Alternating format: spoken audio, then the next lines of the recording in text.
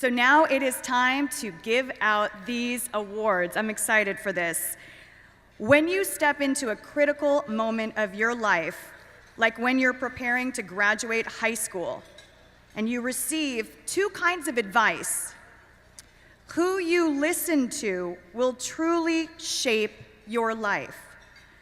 For our Man of the Year, one piece of advice was that he was not cut out for college and that he should go be a mechanic. Not that there's anything wrong with being a mechanic. He just had other ideas. The other piece of advice, go to college, get a good education. That advice not only changed his life, but the wisdom in it helped him shape the lives of countless others. He is the first to graduate college from his family, the first Arizona Latino MBA graduate of Harvard, the first Arizona Latino recognized as the National Minority Entrepreneur of the Year, and he is focused on creating so many firsts for others. Let's learn more now about our Man of the Year.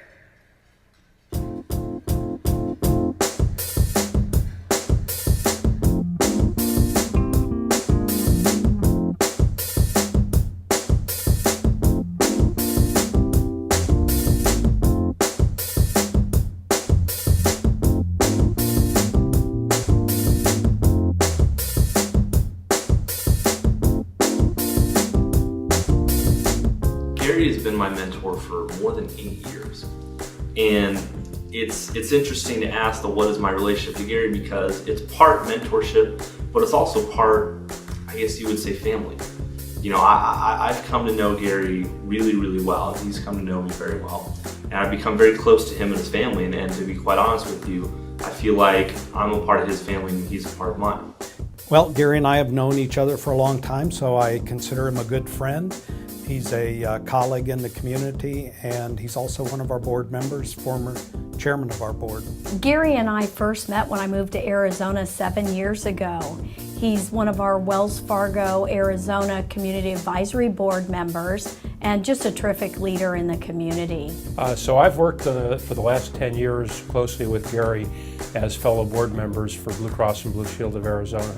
During 2 of those years, Gary was the board chair, and he exemplified leadership there. We've had an opportunity to work together on the Hispanic Business Students Association at Arizona State University. He's been a mentor, director, convener within that organization, and APS has had a long relationship with the organization. I think that's how I first got to know Gary. Well, I think Gary's dared to lead with his eternal optimism and commitment and tenacity. Just, he doesn't know the word no, or it can't be done. His Be a Leader Foundation has had a huge impact here in the Valley. Creating that from a vision that both he and Melissa had, and bringing it to life to what it is today. He grew up in South Phoenix with limited means, and found his way to Arizona State and on to Harvard Business School. And he did that through tenacity and perseverance, but also with the support of a lot of people along the way. It's wonderful that he's created this not-for-profit, and that he's mentoring these young people and making growth opportunities, leadership opportunities available. But he's also instilling in this group a sense of importance to give back to the community. You know, with the people he helps, like myself, he encourages us to help others and to give back to others. He calls it, and this is one of his phrases, the life cycle of giving. You know, he helps us and we help others, and it goes all the way down the chain until we've created a pipeline. And I think one of the most impactful things that he does is, while we're helping each other and while we're building this pipeline, we're actually also building a network. Gary is such a selfless leader. He always puts others' needs before his needs. Whether it's the children within our communities, again, whether it's other educators, or it's other business community leaders. He really acts as a collaborator. his greatest contribution is the impact he's had on young adults and students of all ages through grade school, high school, college, and the inspiration he's been for them, hands-on himself through the Hispanic Business Students Association and his Be a Leader Foundation. He's impacted thousands of kids. He inspires you because he's the first person to believe in you. And he believes in you and believes in you and believes in you until I don't think he's ever stopped believing in somebody. And that's really powerful. And that, you know, in the darkest days, the darkest nights when you feel like you can't do it, to know that somebody believes you can is what keeps you going. Gary's contributions are numerous, but I think his example is one that other people can look at, think about, and realize that every young person, given the right set of circumstances and opportunities, can be a leader. Gary, we're so proud of you. I couldn't think of a better awardee, and as you said last night, you're only just beginning, so we're glad you got the award, but we're expecting very big things from you in the years to come. Congratulations. Gary, congratulations. I can't think of someone who deserves this honor and recognition more than you. And thank you for all the benefits you've bestowed on the young adults in Arizona. Gary, congratulations. Thank you for all you've done for our communities here in the Valley, all of Arizona and beyond. And personally, thank you for all you've done for me and Wells Fargo. We appreciate it so much. Congratulations. Gary, all those years of striving to make Be a Leader and this community better have paid off. I can't think of anybody who deserves to be recognized more. I know that recognition isn't something that you concern yourself with, but I do want to congratulate you on this wonderful award and look forward to working with you in the community for many years to come. Leader, congratulations. You are the man of the year, and we hope a man of many more years. Everything that you've done, everything that you have taught us, we are eager and we are excited to take back and teach to others.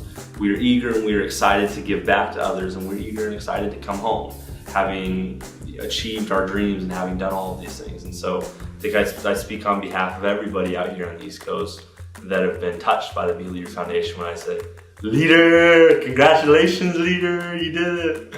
We're all very, very happy for you. Congratulations, very well deserved.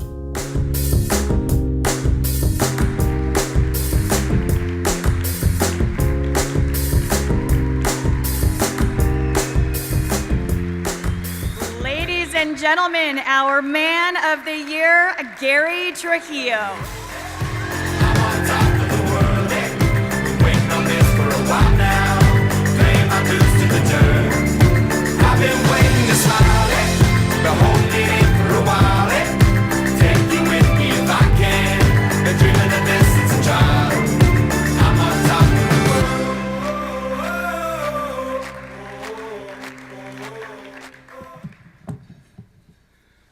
Wow, that's overwhelming. What an honor. I'm so humbled. People who know me know that I don't get nervous, and I'm nervous. I'm so excited to be here today with all of you, my family, to be surrounded by such wonderful friends. And I'm delighted to be here this afternoon with my lovely friend, the woman of the year, Miss Allie Ziegler. Allie, you're my woman today. You're my woman. Michael, she's still your wife, but she's my woman today. I want to extend an appreciation to Rich Bowles for nominating me and Valley Leadership for selecting me, and all of you who've gotten behind to support the things that Melissa and I have done over the years. And I want to thank Rich and Pam and Don and Harry and Michael for all those wonderful words. My son was sitting next to me and he held my hand and he said, Dad, were you expecting this? No, I was not. I also want to share this moment with my wife, Melissa. Melissa,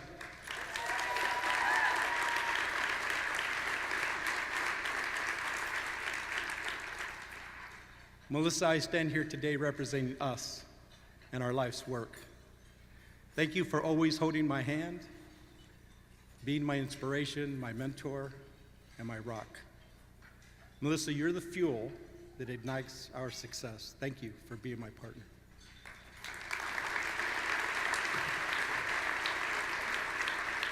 Melissa, my son Alex, Sophia, my parents, my extended family, and all my Be a Leader families here, would you please stand and be recognized?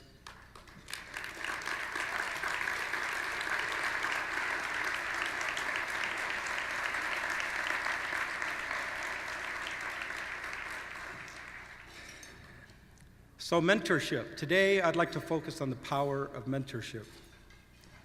Alex and Sophia, I'm so proud of you.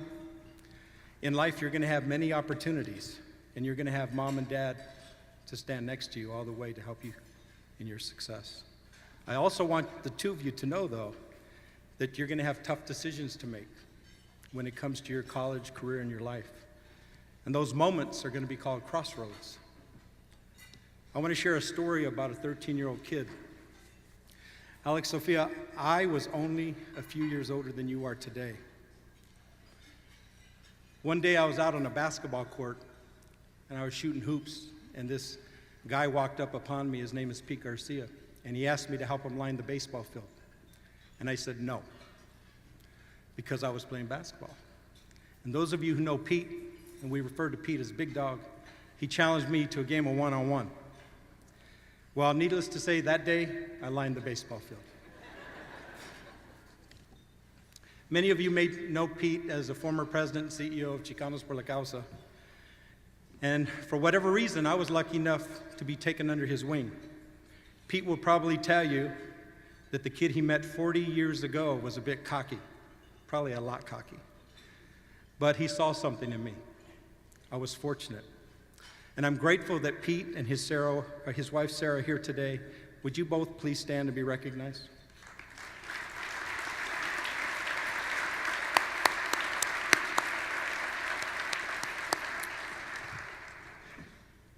Pete nicknamed me Leader, and unbeknownst to me, he became my mentor.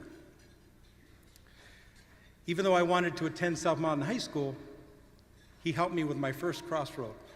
He convinced my parents that I should go to St. Mary's High School on a baseball scholarship.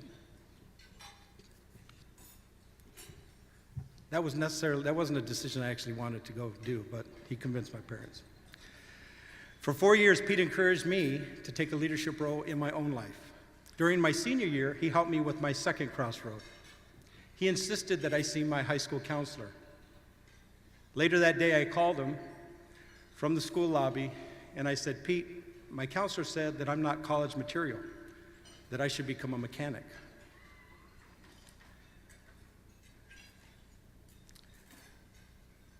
He said a lot of things.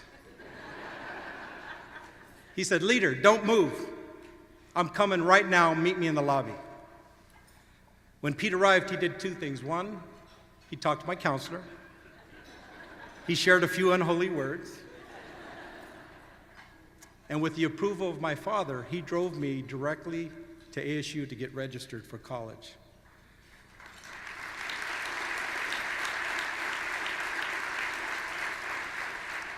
That, ladies and gentlemen, is how I became a Sun Devil and the first in my family to go to college.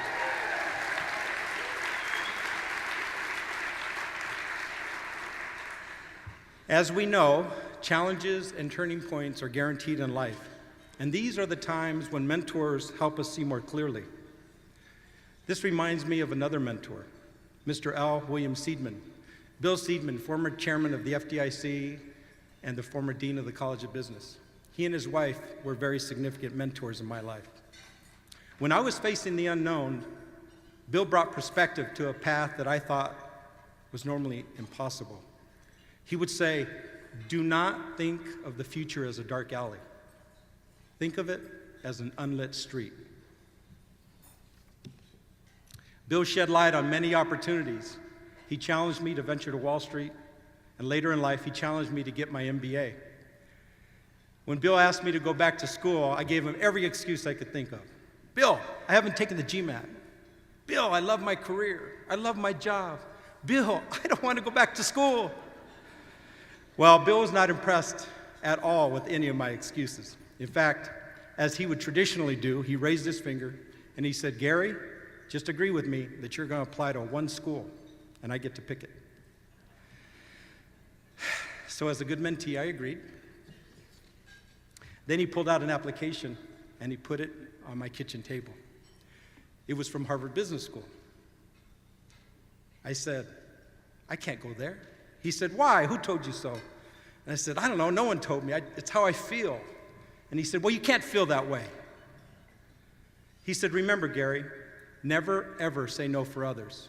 If it's not meant to be, they will say no for you. One of the greatest feelings I had was that night, sitting down when Bill wrote my recommendation letter at my table, and I wrote that application.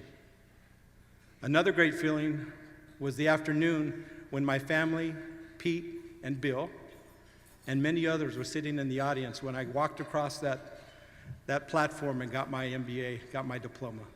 That was fantastic.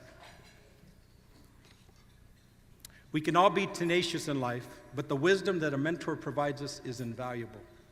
Mentors remind us to get out our flashlight in order to venture through those unlit streets. In life, I've made several decisions that have shaped my future. These decisions have often been guided and supported by my mentors.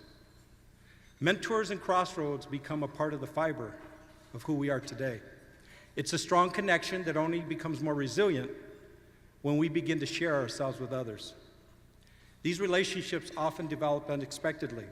So when the opportunity arises, and they will for each of you in this audience, we need to be prepared to pass on our knowledge to the next generation of leaders. Because of my mentors like Pete and Bill and others like Dr. Louis Olivas and Dr. Heising, who are both in this audience and who are my professors, one gave me an A and one gave me a C. I won't tell you which ones did. I felt a desire to emulate them, to give back, to help the way they helped me. As Pete Garcia would say, before you can ask somebody to pull themselves up by the bootstraps, you have to first give them a pair of boots. This is why Melissa and I started the Be a Leader Foundation. We are so fortunate and proud to be a part of the life cycle of giving and to work with each and every one of you in this audience to help our youth become college-bound, focused, and prepared. Together, we can become the Pete Garcias of today in order to help our leaders of tomorrow. Over the years, Melissa and I have had the pleasure of working with many, many students. In fact, we're very proud to work with over 2,600 students a year. Be a Leader is blessed and honored to be a part of their educational journey. Today, I want to challenge my son Alex and my daughter Sophia, who are sitting right here, smiling, and everyone else in this room to be a leader. Give back to society and share your wisdom and enthusiasm with others. Please.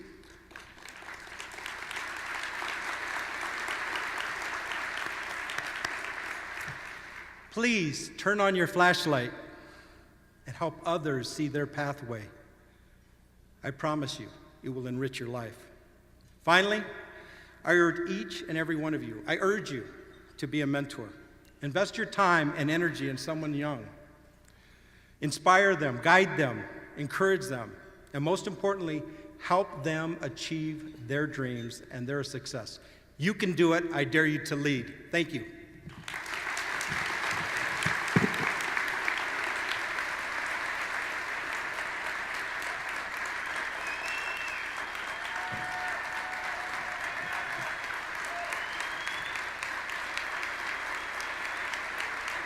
Come this way.